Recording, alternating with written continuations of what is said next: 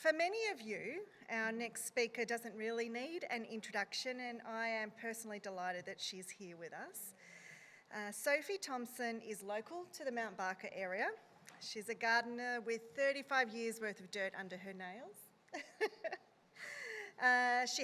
She's a Logie award-winning presenter, so we can take some tips on Logies that we can use in our NGAA awards dinner tonight.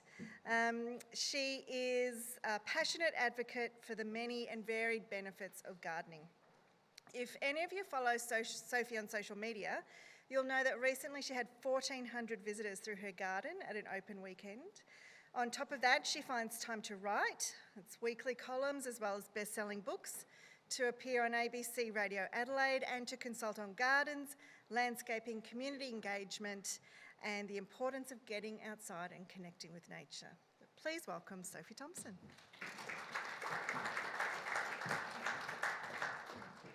Thank you. Well, it's fantastic to be here, and I'm delighted to be here on my home turf and the beautiful country of the Paramount people. Here we are. While they're sorting that out, I usually start by saying I am a gardener. You know, I feel totally underqualified here. I have no background in urban planning or anything like that. But I like to think that I'm a common sense gardener. And there is an old saying that common sense is not so common. And I am totally biased because when I look at many of the problems that the world faces, I believe actually gardens, nature and growing plants can actually solve them. So I am particularly passionate about gardening for backyarders of all, across whether it's affordable housing or whether it's owning your own home, whether it's, farms, whether it's tiny little apartments, and I work in all those spaces, and I do judge gardens for affordable housing competitions, and I love being involved in that side of things. So when I look ahead, I love this concept of Suburbia 3.0. The challenges I see from my perspective are these ones here. And I think gardening solves all of them. The urban heat island effect. I work with a lot of councils in town who are actually mapping it. Now, I don't know that we've got heat mapping for Mount Barker because it might be scary if we did. Mount Barker is often hotter than Adelaide. On days when it's 42 in Adelaide, it'll be 43 in Mount Barker, 45 in Murray Bridge. The lack of urban habitat. The biggest challenges wildlife faces in Australia is a lack of urban habitat, and gardens obviously can solve that. Now, unsustainable development. By that I mean where no thought is given how development can be done well. Now, I'm not going to tell you about that, but from my perspective as the unqualified, I see some great examples of how things can be done, and I also see some sad examples, often in private space, of how things shouldn't be done. And I was involved earlier, I think it was late last year, with a planning minister in South Australia. Went to a forum called Saving Our Trees, and he said, he had some valid points. He said the reality is the public doesn't want urban sprawl, they don't want urban infill, they don't want high rise. Where are we going to put people? So I do understand there is a dilemma in there. Food insecurity. Now that's a term, the term food security, for most people, they had no comprehension of till COVID. And obviously when you garden or have access to a garden and you understand how to grow your own food, which I personally think is one of the most simple but important things we can do, you have control over food security. And we also have huge issues with lack of social connections. I'm one of the Neighbour Day ambassadors. And, the loneliness is an epidemic facing Australia, and yet gardens can actually help to solve that too. So, I could actually bring about world peace. I could cover anything, throw any world issue at me, and I will tell you how gardening will solve it. But I'm just going to start with this picture here. Now, one of the things that concerns me as I drive around my area and everywhere around Australia, right? I travel a lot, I speak a lot interstate, doesn't matter whether it's Brisbane, wherever. It's choices that are being made by homeowners that don't make sense and they possibly don't think through. And as you can see, it's a predominance of dark roofed housing in places where it's really hot. I understand if you're in a cold place in Tasmania, you want black everywhere. But to me, that's not sustainable. Now, this is another picture from my community. And this is a garden that could be anywhere. It could actually be in Brisbane, it could be in Sydney, it could be anywhere. It's fake turf, pebbles, yuccas, and no habitat, no life really, no flowers, no bees, no butterflies, no nothing. So if we're looking at these things, I'm just going to address things from a backyarder's perspective, okay? I'm not going to address them because that's not from a bigger perspective. But where are the solutions? So these are some of the temperatures that we face up here. Now in Mount Barker, in the Adelaide Hills, we've actually been blessed and had a couple of mild summers. We've even had some summers where we've had summer rain. Now usually in our climate, we go from late October till late April with no rain. So that's 6 months without rain is not uncommon in our Mediterranean-like climate. 6 months without rain is called a drought. But it's not a drought if it's a regular pattern. So in a normal year, we have harsh conditions. Now they're predicting we're going back to those drier times. So while everyone's become a bit complacent in South Australia and, you know, gardening's easy and water's plentiful, I think we need to have common sense about us. So of the challenges, where do the possibilities lie? Well, they lie in private land, in everyone's backyard. So that's where I work primarily, is to try and encourage people to think through the decisions they make, whether they're owning or whether they're renting, about what they do in their own space. Obviously, there's also decisions that can be made on public land, and then we've got things like community gardens and urban farms. Now, what I'm going to tell you is common sense. We can't change the climate where we live, but we can change the microclimate, which is the conditions in our little patch. And this pretty little garden is on the western side of Adelaide. It actually faces west. I filmed out the front of their place. It's in Rosetta Street in Croydon. I filmed out the front of their place on a 41-degree day. And we walk in their front door and the temperature would have been about 28, right? You walk in and you just, oh my gosh, you know, you feel the stress disappear because it's cool. And it's all common sense. It's shade, it's shelter from hot north winds or drying winds, whatever your hot winds are. It's reducing hot reflective surfaces and it's reducing radiant heat. Now, in terms of shade, you're in the Adelaide Hills in autumn. I am a big fan of deciduous shade in backyards, deciduous shade which can actually cool down houses and can be used as part of passive heating and cooling. So while I agree we need local Indigenous plants and we need evergreens, in small spaces, deciduous trees let that precious winter sun in. Now, it's a bit fresh out there today. We're showing you that Adelaide Hills can get cold. Where I live, we can go down to -5. So as well as up into the 40s, we go to -5 potentially for 6 months of the year. And then we get really hot. So to get that precious winter sun in your house is fantastic. Now, how can we encourage people to build houses that take advantage of passive solar, you know, the sun coming in, and also use the shade to keep them cooler in summer? And people often say, oh, but if you water a garden, you know, you're using all this water to keep your house cooler. Which you are, but the cost of water is nothing compared to the cost of power to run air conditioning. And I've done stories with a guy who used to be with SA Water, Greg Ingleton, where we looked at, it's called smart watering. It's possible to do it in a backyard situation, costs you a fraction, and you don't need your air conditioning on, just by choosing how you water. Now, one thing is to put in deciduous trees or vines, but the reality is, if you're renting, if you're living in affordable housing and you don't know how long you're going to be there, a tree or a vine is going to take 5 years to give you shade, at least, really 10 years. So what are the other options? Well, a few years ago, I have a few acres, and I call it my dirt lab, and I started getting interested in what we can grow up. I call them vertical veggies, okay? Because if space is limited, if people have a tiny little courtyard and we want to address food security, we can't just be growing things on the ground. We need to look at growing up. And so I came up with 8 veggies I could grow up that would create shade. Now, this is a bit of a quirky one. It's called a New Guinea bean, It's not from New Guinea. It's not a bean. It's a climbing edible squash. It's beloved by every culture around the world. In India, it's called lauki or doody. They even say if you eat your doody, you'll grow a big brain. In Vietnam, it's called bo. The Filipinos call it upo. I'm probably going to pronounce it wrong in different languages. The Maltese call it caratiel. The Italians call it cucuzza. It's a climbing edible squash.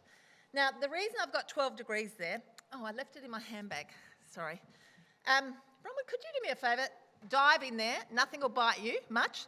I've got my infrared thermometer. I travel with this, interstate everywhere. It's always in my handbag. Oh, thank you, what a gentleman, you could have dived in.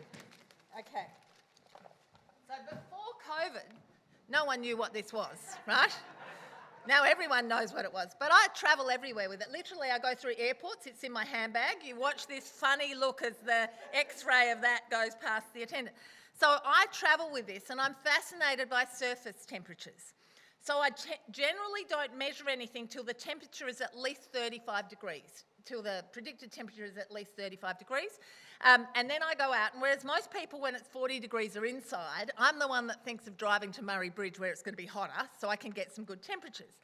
So on a day when it's 40 degrees outside, I measure the path in my veggie patch. Now, I have been watering, so there's a bit of moisture in that sawdust path, and the path's about 30 degrees. But I measure, this is on a 40-degree day, I measure the surface temperature of the path under a vegetable, under that archway, and it is 12 degrees. It is significantly cooler under this.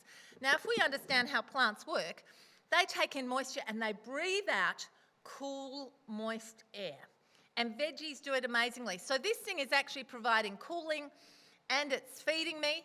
But the other thing is, if that was planted in late October, November, by the time we're at the end of December, it's created shade. So in a couple of months, we can shade properties very quickly. So that would be relevant for someone moving into a new home, or it might be relevant to someone living in affordable housing, right? Now, you need something strong to grow it on. Those beans can get quite long. By the way, they taste delicious. They're really, really good. If you do nothing else but you put it on your to grow list. Oh, I forgot to ask, who here is a gardener? Who here is not a gardener? Okay. If you guys nod off, that's fair enough. Maybe put this on your list to try and find one. Actually, I was in Nil a month or so ago with the Karen communities, and it turns out they call it long melon, and I said, well, my melons are longer than yours. They grow these short, stubby things. So we did, you know, he's going to send me some seeds of his short, stubby long melons, and I left him with one of my big long melons.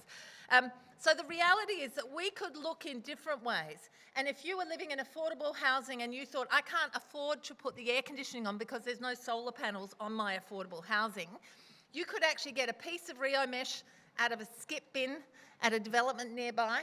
And it's going to cost you a packet of seed. It's going to cost you a packet of seed for $5. It's going to cost you a little bit of mesh. It's got to be strong to grow these things on. And a little bit of water. But you're going to be able to feed yourself and share with your local community. So I have had groups of residents from places like Westside Housing come for tours of my garden to see the vertical veggies. And they're running competitions on how to green and cool down their properties. So it can be done really easily. This is another one. Actually, I did mean to bring some of these with me, but I forgot. I don't usually carry these in my handbag. This particular vegetable there is called kiwa or achocha. It's from South America. And this summer I've got it climbing over another arch and it's incredibly cool. So you could actually look at things, ways backyarders could cool themselves really easily. Now, in terms of creating microclimate for shelter, obviously hedges and windbreaks are a great way to go. But again, we could also use veggies. Now, these were pumpkins. I wanted to experiment how we could grow pumpkins up. Over a 6-metre long piece of world mesh, I grew 35 pumpkins, okay? So if someone had that as their backyard, that could actually cool down their house and feed them, you know, a pumpkin a week for 35 weeks. Now, wherever I go, my kids hide in the car now because they're embarrassed because I'm out on the side of the road doing this, okay? This is in Kent Town in Adelaide. It's a 35-degree day, right? These two bits of paving are right next to each other, right? Common sense tells us that black is hot. I have been involved with the Urban Heat Island Effect Citizen Science Project, okay? I was one of the people out measuring temperatures in the Adelaide Council to look at all that. But just common sense tells us, why are we using dark surfaces? Now, there are some cool blacks now people are inventing. So temperatures, surfaces, paints you can use that even though they're black, they're not as hot as the old blacks. But we've just got to think through things. And this is in Sydney. This is at Barangaroo. So literally, wherever I go, it's with me. So at Barangaroo, I'm there on a 29-degree day. Now, it's January. I'm not familiar with Sydney's humidity. So 29 degrees to me with humidity, I thought I was dying, okay? Give me 40 degrees dry heat any day. So I'm walking through Barangaroo and I'm noticing that everyone and their dogs is walking on the path with a picture of the person, right? It's a 29-degree day. They're walking there. Just next to it is crushed sandstone, which is the vehicle access. That's where I'm walking, and everywhere else there's lawn anyway. But, where has common sense gone to when people don't think, I'm worried about the dogs? If people are silly enough to walk on something hot, their choice, when there are options. But let's think about the other creatures. Now, this is another vegetable. Again, here I'm just using it to shade. It's a 40-degree day. It just shows you the sun on the tin, if it's exposed, is 45. The sun on the tin where I've grown a vegetable upwards and its shading is 14 degrees, still on a 40-degree day. How can we use this to cool down suburbs? Of course, we can grow tomatoes and other things. Now, in terms of lawns, I'm a big advocate for limited areas of strategically placed lawn. Why? Because if we combine lawn, a few trees, and a bit of a windbreak, we can significantly drop the temperature in people's gardens. Now, what I'm not an advocate for is synthetic turf. And some of my posts have ended up all over the world about this. And this one was in Murray Bridge, because I'm up there once a month. And this is on a 35-degree day. And there's a long strip of synthetic turf on the way into the bridge. And right next to it is the oval. And I thought, great, I can actually do a contrast here. So, pull over, measure the synthetic turf at 65 degrees, measure the real turf at 21 degrees. Now, I will tell you that temperature will vary according to when the lawn was watered. It was probably fairly hydrated at that point. You can get up to 30 degrees on turf still, but I put it up on social media. Well, it went off. I actually had to stop looking at it because it was out of control. And 99% of people were, not positive about synthetic turf, but some people were. Some people said, well, my synthetic turf doesn't get hot. That must be cheap synthetic turf. Well, with social media, you don't know if someone lives in the Dandenongs in a shady gully or whatever. The other thing is, I had a few people say, well, little lady, that's a highly technical piece of equipment. Every woman in the room is just arced up. Trust me, I did too. Highly technical piece of equipment. Are you sure you had it on Celsius, not Fahrenheit? And then someone else said, well, you didn't measure the bitumen, you didn't measure the concrete. So let me tell you, the next month I'm back in Murray Bridge. It was 35 degrees. It's always 35 degrees in Murray Bridge. No, it's not. But it was 35 degrees again. And that time I did measure both. And for the gentleman with the Fahrenheit, I zoomed in. You're not meant to respond, but I did. I zoomed in. And the other day that I went back, I measured the synthetic turf plus the bitumen plus the concrete. So the concrete was 11 degrees cooler than the synthetic turf. Sorry, the concrete was 13 degrees cooler and the bitumen was 11 degrees cooler than the synthetic turf. So you better believe I shared that one. There was also some talk about, what quality equipment did I have?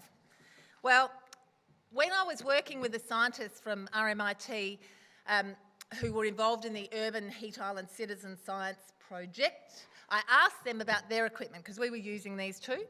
And I said, you know, what sort of difference would you expect? This was not a $15 job that you can get online. This is an $80 job from a car shop. And they said, well, we would expect a half a degree difference between two bits of equipment anyway. And so I'm holding my breath and I said, would you mind if I calibrated my equipment, because it was in my handbag, against your equipment? And we did, and mine was 0.2 of a degree different, okay? So I might have shared that too. You know what? There's some areas where I actually think synthetic turf might be the answer, such as under solid covering in childcare centres, right? But the comments that when I put it up are that my child plays soccer on synthetic turf and it melts the glue in their sneakers. Now I understand why my child's coming home from childcare with blisters on their feet, right? You know, and then I know that there was subsidies nationally for people to put in synthetic turf soccer pitches. I understand that. And that was theoretically saving water. But then when I talked to some of the councils, who are not in the room, about their hot weather policy on synthetic turf soccer fields, if it's over 35 degrees, they water to cool them down. So, you know, common sense goes out the window. So I don't work in that space. What I've decided is I can just encourage people, if you've got a tiny little courtyard, right, let's not put it in if it's going to make it hotter for you, right? Plus, it's plastic. It's guaranteed for 10 years. What does that mean? In 11 years, you're going to be pulling it up and replacing it, and we're putting more plastic to landfill. So if you don't want lawn, don't have lawn. Let's look at how we can do it. Now, I talked about that part of the area the main area I work in is private land, trying to give gardeners or non-gardeners ideas on what they can do with their space to make it more livable and cooler. But I also work quite a bit with organisations, and public space can be done well. This is an area at Plant 4 Bowden, which was an old industrial site that's been converted into sort of quite high-density apartments, and it's done really well with good green spaces around it. You know, good architects were involved in that. So that's sort of top-end budget Plant 4. But then we can have a whole lot of other more community-led things. These are along railway lines that run, the trains that run out of Adelaide down through Croydon and through the western suburbs. And the community basically started to plant up along the railway lines. It was vacant land, and they started to create these wildlife corridors, right, which are fantastic. And the council then started to support the community to do that, right? And it's been absolutely amazing. Now, the interesting thing it's done, it started with a couple of really enthusiastic people who realised they didn't know their neighbours, and they started working on the land out the front. And then everyone else passing comes out. Now, if you join people like Mark Gauchi on, I think it's a Saturday a month, you know, I will tell you the secret to his success is a really good morning tea, right?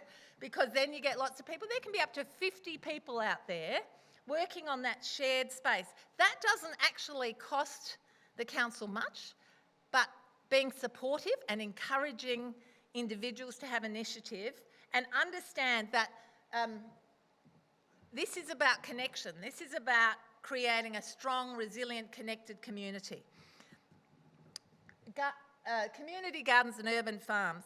I'm passionate about community gardens. People often think community gardens are about growing food, and that is not actually the case. It is about growing strong, healthy, resilient, connected communities. Food is a sideline. Over time, the things that I am most passionate about is working with communities that have been through challenges. And it doesn't matter whether it's drought in Western New South Wales, drought on Eyre Peninsula, or bushfires through the Adelaide Hills and particularly on Kangaroo Island. And knowing that creating community gardens does more than just give people an opportunity to learn how to grow food or to learn how to compost. What happens when you're working side by side in a community garden? The barriers drop. So if I was to say to someone, how are you going? If you're not travelling well, you're probably going to go, I am great, thank you, like we all do. But when you're going through times of stress and you're side by side, stuff comes out, right? And one of my huge privileges in the last couple of years to have worked intensely with the community on Kangaroo Island, where the western half of the island was wiped out and they lost all their food security, and we established a little pop-up community garden. Check it out, it's called, it's on Facebook as a Poundana Community Garden, or on my website it's called Regrowth Garden Recovery. And the difference it's made to that community is extraordinary. Now, it was just me with a little idea, and locals took it on and have been in that garden every day to keep growing food for people that don't have the ability to grow food. So I'm totally biased. I also recently, and I haven't got photos here because it's still a theory, I was invited to the launch of Newnham's. Newnham is a fabulous development in Mount Barker in our council. I was invited to the launch of their urban farm concept. Now, they had, I think it's 20 acres of land. Now, to be honest, they couldn't put houses on it anyway because it's too boggy, it's where the springs are. And it's under the high tensile power lines. But they decided to put in an urban farm. And it's going to mean that people in their development, which is already a fabulous development, are going to have the opportunity to buy locally grown food, organic food, through community-supported agriculture, or be a box system. They could also have a plot there. And it's amazing. That event, the energy at that event, the residents were so excited, and all it took is a different way to seeing how things can be done. Usually these community gardens, some council areas are really proactive supporting them, and others are like, they don't get it. I'll actually tell you that the Mayor of KI, who I now know quite well, wasn't at all supportive, okay? Actually, he was a little bit negative, right? Soph, you don't understand, we're not gardeners over here, we're farmers, right? And I said, well, you've got to eat. And the reality is the western half of the island, because they're so isolated, most of them who weren't gardeners were still growing their own food because they had to, because they were so isolated, and food security there's a big issue. But he has come round to understanding it is an amazing community building tool that creates resilience. And so where councils are able to support a member of staff to support community and see what community wants and make it easy for community to lead with what they want, it's fantastic. Now I'm just going to finish on, I'm engaged every year by our Royal Show. Now, I'm going to brag about our Royal Show. Our Royal Show gets 500,000 visitors a year over the 9 days. Now, we're a tiny city, relatively, South Australia, so that's not the highest number of visitors to any Royal Show, but it's the highest per capita in Australia. And it is the Royal Agricultural and Horticultural Society. Horticulture is the poor cousin.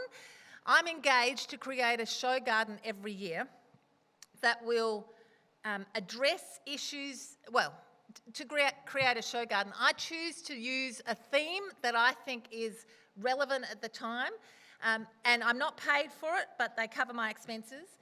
And so what I realised is many of the people that get to the show aren't gardeners.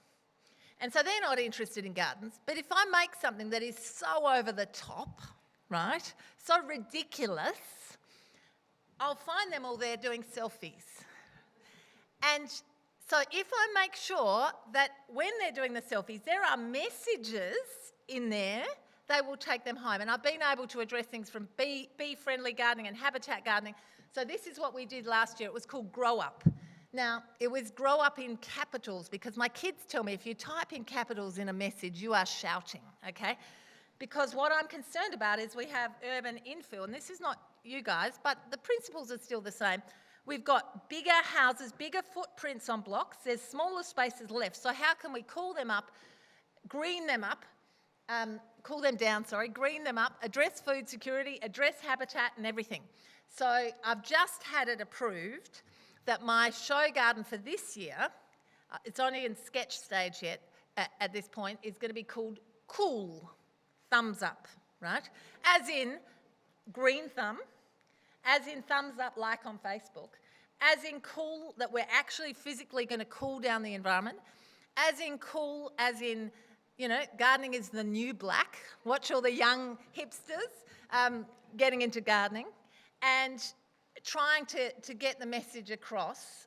So if you're interested in any of these themes that I've talked about, you can follow me on socials. Information about the show garden will be up on the web. You know, I'm totally biased, obviously, but green is really important around us, and green is really important in our growing areas. You know, I could tell you that crime is less in green spaces, right? There are studies out of the UK around tenements where two tenements exactly the same, one with green around it, one without. Less crime in the one with green around it. I think the percentage is something like 52% less violent crime, okay? So putting people in green spaces is really important, and that will also help us be more resilient, help us deal with climate change and address issues such as food security. Thank you.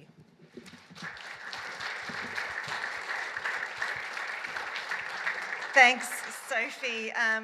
I can just see so many applications for what you've talked about, both in council-owned properties, council-managed public space, conversations with developers, community development. It's, yeah, fantastic. Thank you very much. We do have time for a couple of questions, I think, if that's okay.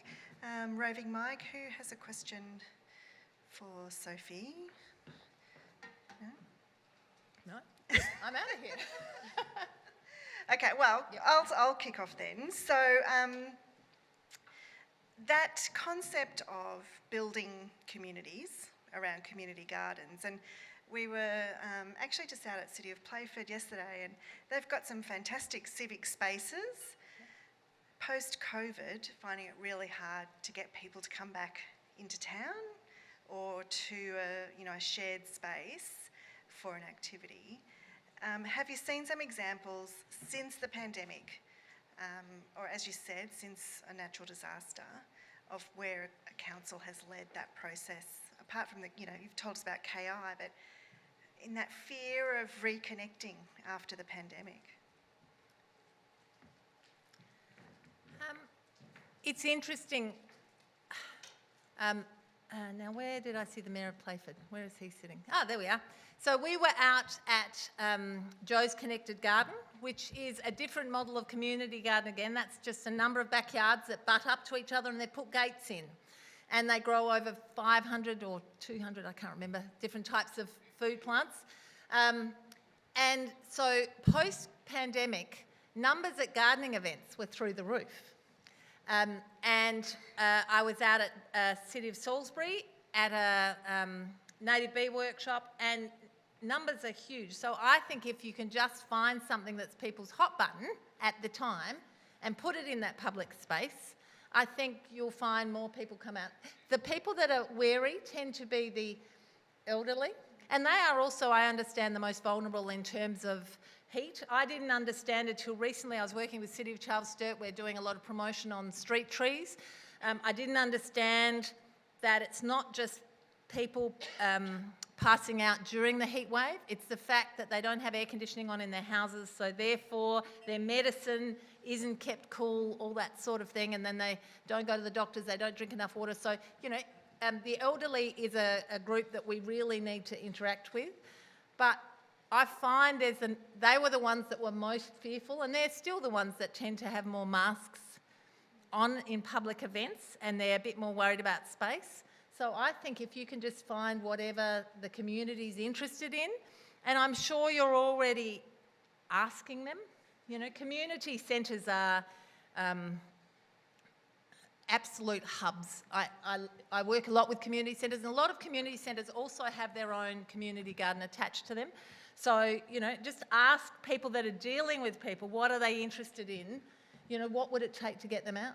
Asking people is really important. Yeah, I think it was just last week or 2 weeks ago I was out at the Pakenham Community Garden out in outer southeast, and one of the issues they face, which all our members will be aware of is when you have huge new developments and new communities moving in, they're pretty busy commuting to work or setting up their home. And so they've found that it's more established areas where a community garden kicks off. But I'm just wondering, we might be going to look at the site of the urban farm tomorrow on our tour, or going past it. Maybe not, yep. Greg? Nope. There's nothing to see there, but Google their master plan. It's called Kitchen Farm Adelaide Hills, I think, on social media. And their vision is huge. And it just strikes me that embedding that at that stage of development is one way to capture these new communities and connect people when they actually don't have a lot of free time to go and travel to a community garden. Can I? I'm also about to start work on another. I have these passion projects that I get involved with, and usually I'm too busy, and I should say no to everything. But then you find out about it, and so I'm about to start working with Anglicare and it'll be called Germinate, a project called Germinate. And Anglicare have bought two blocks of apartments for youth that age out of care. So basically what happens is when someone ages out of care, they end up living on the streets or couch surfing. So they've bought these 2 blocks of apartments and they're going to teach them life skills on how to pay bills and all that. And I read about it in the email and I think, this sounds great. This is just what I'm into. And then they send me photos. And then I thought, oh, no. Black paving everywhere, nothing living, 2 stories, facing west, rubbish. The locals just dump their rubbish bags over the fence. It's horrendous. But one of the things is the kids there are interested in learning on growing food. I also went out to Compass Catholic Communities, which is amazing. This is a school for 17 to 24-year-olds that are disengaged. The kids turn up because they want to. They actually turn up also, they get fed breakfast in the morning. So we're talking about kids that haven't got homes or things like that, and they're amazing. And I've just been contacted by another group who are taking over the old Lacornu site and are looking to put an urban farm there. It's another youth, I think it's Youth Inc., that one. So, the youth are interested in learning to grow food. I'm there because the kids have said, or kids, younger than me, these young adults have said, we want to know how to grow food.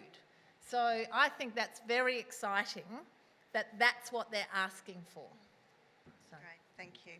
All right, well, if you could join me in thanking Sophie once again. Thank you.